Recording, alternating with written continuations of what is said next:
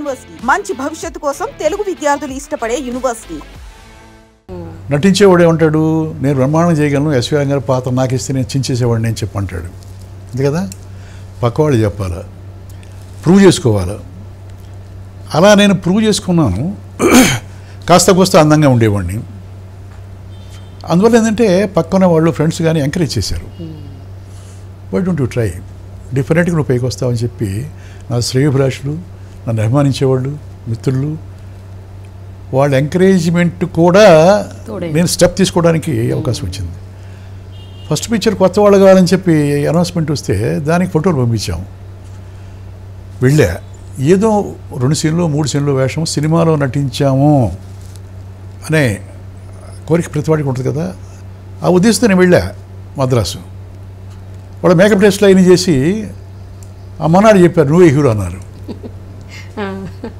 నేను ఊహించిందేంటి, సినిమా ఏదో క్యారెక్టర్ 1-2 సీన్లు ముందు కనిపించాలా, లేకపోతే అసాధ్యం కదా సినిమా ప్రవేశం అని నేను పోతే మొన్నాడు వాళ్ళు ఏం చేశారు, నువ్వే హీరో అని చెప్పన్నారు. అప్పుడు నా కాన్ఫిడెన్స్ పెరుగుతుంది కదా. సరే కొన్ని కారణాల వల్ల సినిమా తీయలేకపోయారు, అనౌన్స్మెంట్ కూడా పేపర్లో వచ్చినాయి. ఆ తర్వాత జీవలక్ష్మి గారు పిలిచి తప్పటడుగులు అనే సినిమాకి 2 హీరోలు, రాజకుమార్ కొట్టి ఇంకొక హీరో కావాలి, నన్ను పిలిపించారు. మేకప్ టెస్ట్లు చేసి హీరో అన్నారు. ఇంకా పెరిగిపోయింది, నేను పోవడంతో హీరో అంటున్నారు కనుక నేను డిఫరెంట్గా పనికి వస్తానని చెప్పాను. ఆవిడ తీయలేకపోయింది, అక్కడే స్థిరపడ్డా. ఇక నేను నాటకాలు వేసుకొని జనానికి కనిపించాలా కనుక నా కాన్ఫిడెన్స్ వచ్చింది, పెరిగింది. అప్పుడు లాల్ గారు స్వర్గాన్ని నిచ్చెన మొదలుపెట్టారు. ఆయన 6 రీల్స్ దాంట్లో హీరో అవ్వండి, అది పోలా, మధ్యలో ఆగిపోయింది. అప్పుడు ఫ్రస్ట్రేట్ అయ్యి ఊరికి వెళ్ళిపోయి ఇక మనకి జీవితంలో ఈ జాతకం లేదు, ఇక ఉన్నది కాస్త కాపాడుకుంటూ 3 పిల్లల్ని సంరక్షించుకుంటూ మన జీవితం గడపాల్సింది తప్ప ఇక మనకు అదృష్టం లేదు అని చెప్పిన ఉద్దేశం మానేశాడు. మానేసిన తర్వాత ఆయన పూర్ణచంద్రరావు గారు, అట్లూరు పూర్ణచంద్రరావు గారు, ఆయన కొత్త వాళ్ళతో జగమేమ అనే సినిమాని అనౌన్స్ చేస్తే దానికి మా ఫ్రెండ్ ఫోటోలు పంపిస్తే అక్కడ పోతే మళ్ళీ సెలెక్ట్ చేశారు. అది మా ఆశ మాత్రం చావట్లేదు, మీరు ఎప్పటికప్పుడు ఇలా ఇలా ఇలా బయటకు వస్తూనే ఉంది. పోతే సెలెక్ట్ చేయటం ఏంటి, షూటింగ్ మొదలెట్టడం ఏంటి, ఫినిష్ చేయటం ఏంటి, ఫినిష్ చేయకముందే 7 సినిమాలు సైన్ చేశా. సరే అక్కడ జరిగిన అది అప్పటి నుంచి ఇప్పటిదాకా వెనక్కి తిరిగి చూడలేదు. ఆ తర్వాత నేనే ప్రొడ్యూసర్ అయ్యాను, నేనే డైరెక్టర్ అయ్యాను, ఇంకా చాలామందికి అవకాశాలు ఇచ్చాను. ఇదంతా విధి, అంతే కదా. వీటన్నిటికి కారణం ఏంటంటే అవకాశం రావటం కాదు, అవకాశం వచ్చిందని సద్వినియోగం చేసుకోవడం, సమర్థతతో నిర్వహించడం. ఆ సమర్థత లేకపోతే 4 సినిమాలు చేస్తాం, 5 సినిమాలు చేస్తాం, ఆ తర్వాత ఇంటికి పంపించేస్తారు కదా. ఇక్కడ సమర్థత ఉండాలి, బిహేవియర్ ఉండాలి, అంతే కదా. ఇన్ని చూసుకోకపోతే ఈ చిత్ర పరిశ్రమ ఇమీడియట్ గంటేస్తుంది. నేను చెప్పేది అంటే ఇప్పుడు ఇందాక మీరు అడిగిన ప్రశ్నకి ఇప్పటి వర్ధమాన నటినట్లు రావడం తొందర, పోవడం తొందర. ఎందుకంటే ఇంత తొందరగా వచ్చామని చెప్పి వాళ్ళ కష్ట నష్టాలు తెలియవు. ఓహో ఇంత ఈజీయా సినిమా ప్రవేశం అని అక్కడి నుంచి అహంకరిస్తున్నారు. ప్రవర్తనలో మార్పు వస్తుంది. ఆ వచ్చిన తర్వాత చిత్ర పరిశ్రమ వేటేస్తుంది, వెళ్ళిపోతున్నారు.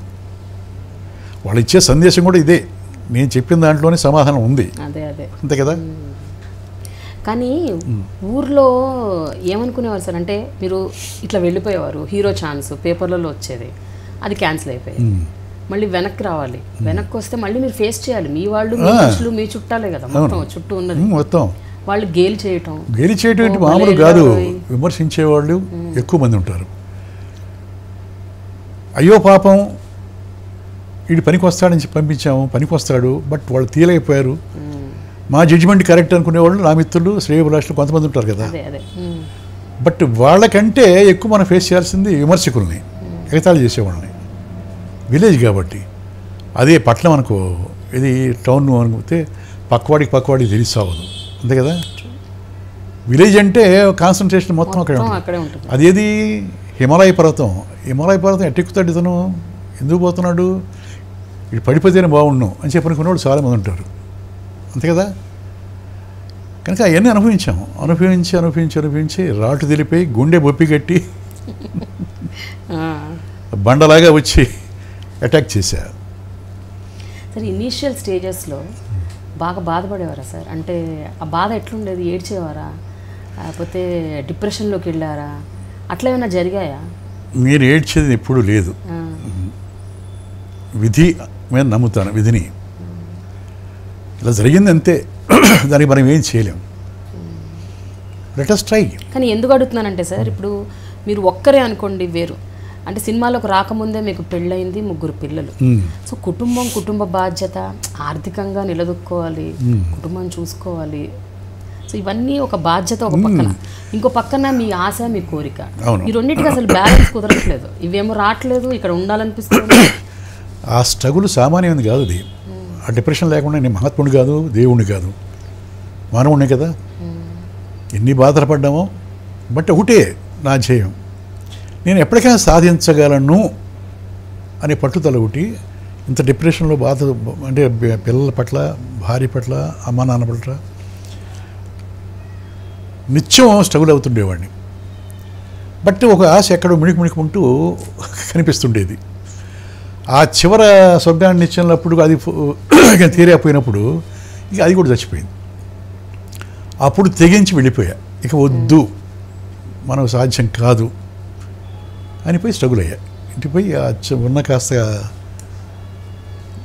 పొలాలతోటి, భార్యాభర్తలు ఇద్దరం, 3 పిల్లలతోటి, అమ్మ నాన్నతోటి చాలా ఇబ్బందులు పడ్డాం, చాలా కష్టాలు పడ్డాం, చాలా నష్టాలు పడ్డాం.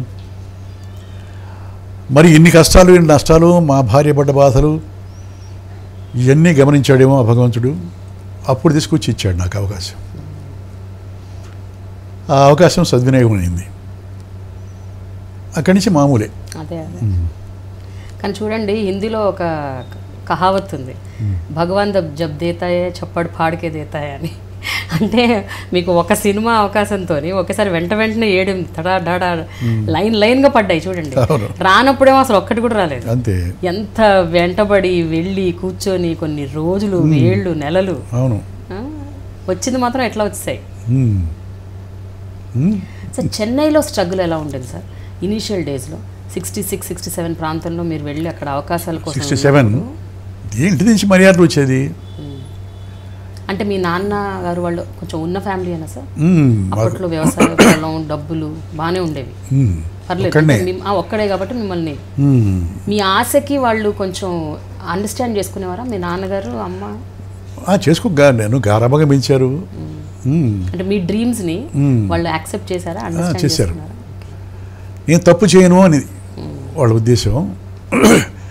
అందరు చెప్పుకోవడం కూడా, బాగుంటాడు మీ అబ్బాయి, సినిమాలో పోతే బాగా రాణిస్తాడని చెప్పి పక్క వాళ్ళు చెప్పడం కూడా వాళ్ళకి ఉంది. పెద్ద నమ్మకం ఉండదు వాళ్ళకి కూడా. ఇప్పుడు మా మిస్సెస్కి మటుకు కాన్ఫిడెన్స్ ఎక్కువ మా మీద. సరే ఇక్కడికి వచ్చిన తర్వాత సినిమా తీరేకపోవడం, ఇంకో సినిమా తీరేకపోవడం, ఇక నేను అది ఊరికి వెళ్ళి ఫేస్ చేయడానికి భయపడి ఇక్కడ సాధించాలనే ఉద్దేశంతో నాటకాలు వేయటం ఇక్కడ చెన్నైలో అవకాశాల కోసం ప్రయత్నించడం. నేను ఇంకోటి ఏంటంటే అవకాశాల కోసం ఆఫీసుకి వెళ్ళి ప్రయత్నించను. మరి ఎట్లా వస్తే మీకు అవకాశాలు, మీరు వెళ్ళి అడగకపోతే?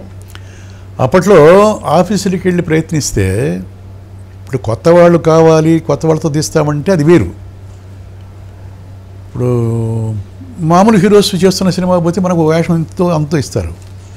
నా ఉద్దేశం అది కాదు, వేస్తే పెద్ద వేషం, మేజర్ క్యారెక్టర్ వేయాలి. ఇఫ్ నాట్ వేయకూడదు.